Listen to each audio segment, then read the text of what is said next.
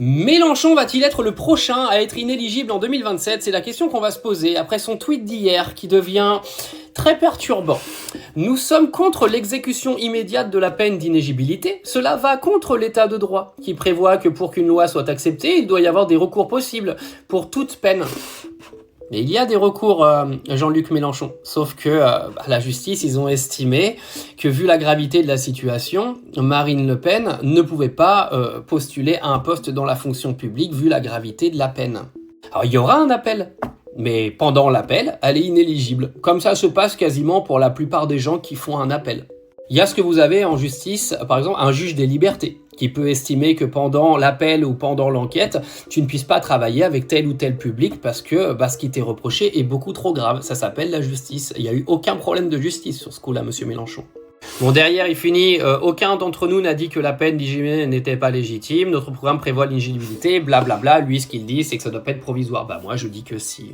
Mais vous savez que si Mélenchon, il prend cette posture, les gars, c'est qu'il a quelques casseroles qui doivent lui coller au derrière. D'accord? Parce que, voilà, on tape tous sur Marine Le Pen. Moi, j'ai pas de parti politique, donc je tape sur tout le monde. D'accord? Et si ça tombe sur Mélenchon demain, croyez-moi que je vais en parler autant que ce que j'en parle pour Marine Le Pen. Parce que toute cette bande de crapules politiques là, qui volent votre argent pour financer leur parti, pour tricher, pour pourquoi pas des prochaines élections biaisées par rapport à d'autres qui auront tout fait dans la légalité.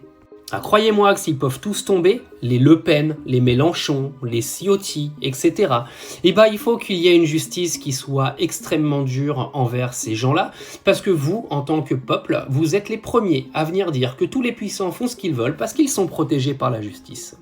Et ben, Mélenchon, lui, il demande à ce que demain, aux élections, des gens qui sont en plein procès et qui sont encore en appel, etc., puissent se présenter aux élections. Et ben non, en fait.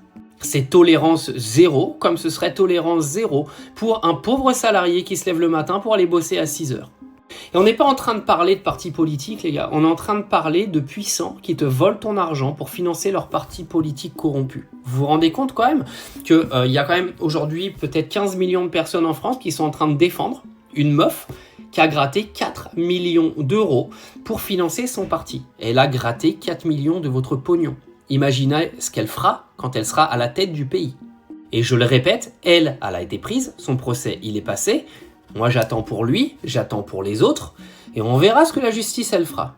Et je te le redis, s'ils sont tous condamnés, et je serai le premier à te le dire, et je serai le premier ravi, comme c'est arrivé pour Nicolas Sarkozy, comme c'est arrivé pour François Fillon, comme c'est arrivé pour Jacques Chirac, et comme ça arrivera pour tous les autres.